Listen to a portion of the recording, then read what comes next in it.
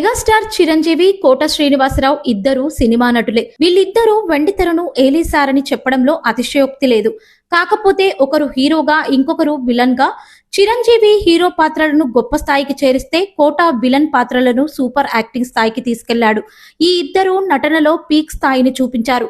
అయితే వీళ్ళిద్దరిలో ఒక కామన్ పాయింట్ కూడా ఉంది. కోట శ్రీనివాసరావు మెగాస్టార్ చిరంజీవితో పాటే వెండితెరకు పరిచయం అయ్యాడని మీకు తెలుసా? తెలుగు సినిమాల్లో అత్యంత నీచమైన పాత్రలు చేసింది కూడా కోట ఒక్కరే అని ఎప్పుడైనా గమనించారా? కామెడీ కాంబినేషన్ ను వేరే లెవెల్ కి తీసుకెళ్లిన ఘనత కోటాదేనని ఎప్పుడైనా గుర్తించారా? బ్యాంక్ లో క్యాషియర్ నుంచి బాలీవుడ్ రేంజ్ కి వెళ్లిన కోట మాట ఎందుకు కఠినంగా ఉంటుంది? తన మొహం మీద హీరో బాలకృష్ణ ఉమ్మేసినా ఎందుకు మౌనంగా ఉండిపోయాడు? ఎన్టీఆర్ అభిమానులు దాడి చేసి గాయపరిచినా ఎందుకు ఎదురు తిరగలేదు? నిలువెత్తు టాలెంట్ కి నిదర్శనంగా కనపడే కోట చుట్టూ నిత్యం వివాదాలు ఎందుకున్నాయి?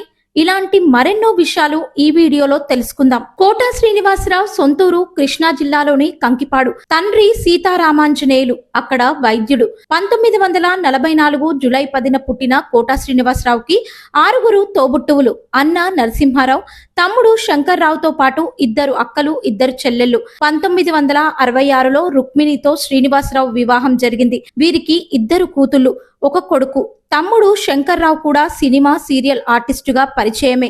కోట శ్రీనివాసరావు ఫ్యామిలీ నేపథ్యాన్ని పరిచయం చేయాలంటే ఇలాంటి చిన్న పారాగ్రాఫ్ సరిపోతుంది. కానీ 40 ఏళ్ల ఆయన నట ప్రస్థానం గురించి, ఆయన సాధించిన విజయాల గురించి, నటుడిగా మరొకరికి అందనంత ఎత్తుకు ఎదిగిన ఆయన ధైర్యాన్ని గురించి చెప్పాలంటే ఇంకొన్ని వివరాల్లోకి వెళ్లాల్సిందే.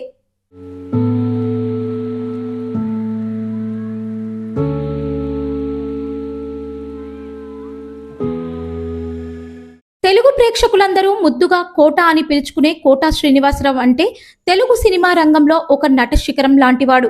ఏ క్యారెక్టర్ అయినా అవలీలగా చేసుకుంటూ అవార్డులు అందుకుంటూ పద్మశ్రీ వరకు కొనసాగిన ప్రయాణం ఆయనది.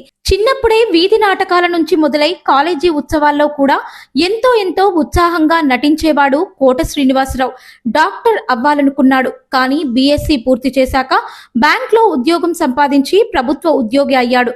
ఒకవైపు ఉద్యోగం చేస్తూనే మరోవైపు సెలవు రోజుల్లో నాటకాలు వేస్తుండేవాడు. అలా కొన్నాళ్లకు తాను నటించిన ఓ నాటకాన్ని సినిమాగా తీయడంతో వెండితెర మీదకు కోట శ్రీనివాసరావు ప్రయాణం మొదలైంది.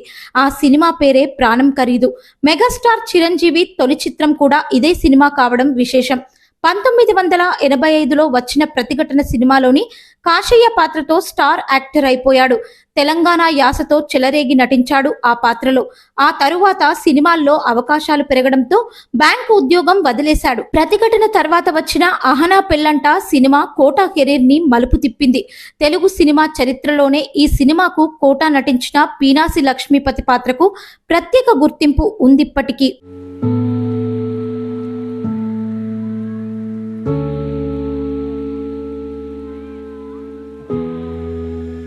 1994లో 16 సినిమాల్లో, 2001లో 19 సినిమాల్లో కనిపించి తెలుగు సినిమాకి తానెంత కీలకమైన నటుడో తెలియజేశాడు. అప్పుడే కాదు, ఇప్పుడు కూడా ప్రధాన పాత్రలోనో, విలన్ గానో, క్యారెక్టర్ ఆర్టిస్ట్ గానో తెలుగు పరిశ్రమలో ఉన్న ప్రతి హీరో సినిమాలో కోట నటించాడు. బాలీవుడ్ మూవీ సర్కార్లో అమితాబ్ తోనూ నటించాడు. కోట విలక్షణ నటుడైనప్పటికీ ఆయన పాపులారిటీ పెంచింది మాత్రం కామెడీ పాత్రలే. ముఖ్యంగా బాబు మోహన్, కోట కాంబినేషన్ కి విపరీతమైన ఆదరణ దక్కింది. కామెడీ కాంబినేషన్లు ఎప్పటి నుంచో ఉన్నప్పటికీ కోట బాబు మోహన్ కాంబినేషన్ మాత్రం వేరే లెవెల్. అంత పేరు రావడంలో కోటాదే కీలక పాత్ర. వారిద్దరి కాంబినేషన్ లో దాదాపు 60 సినిమాలు వచ్చాయి.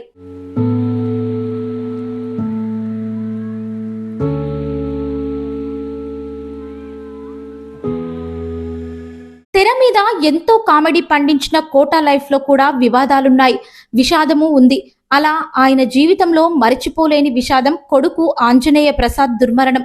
2010 జూన్ 21న జరిగిన ఓ రోడ్డు ప్రమాదంలో దుర్మరణం చెందాడు. ఒక్కగానొక్క కొడుకు మరణించడంతో తీవ్ర వేదనకు గురైన కోట కోలుకోవడానికి చాలా కాలమే పట్టింది. ఆంజనేయ ప్రసాద్ కూడా నటుడే. సిద్ధం, గాయం 2 వంటి సినిమాల్లో నటించాడు. ఇక కోట జీవితంలో ఏర్పడిన అతిపెద్ద వివాదం హీరో కృష్ణ నిర్మించిన మండలాధీశుడు సినిమాలో ఎన్టీఆర్ పాత్రలో నటించడం.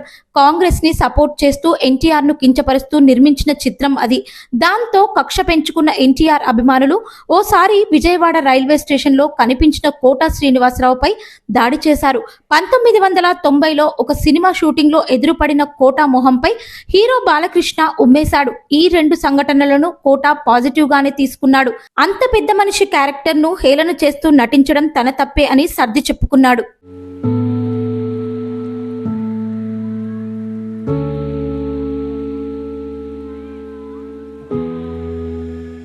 ఏదేమైనా విలన్ పాత్రల్లో భయపెట్టినా, కామెడీతో కడుపుబ్బా నవ్వించిన, ఎమోషనల్ సీన్స్ లో ఏడిపించిన అది కోట శ్రీనివాసరావుకే సాధ్యం అనేంత గొప్ప పేరు సంపాదించుకున్నాడు. అందుకే కోట శ్రీనివాసరావు హీరో కాకపోయినా విలక్షణ నటుడిగా ఎప్పటికీ గుర్తుండిపోతాడు.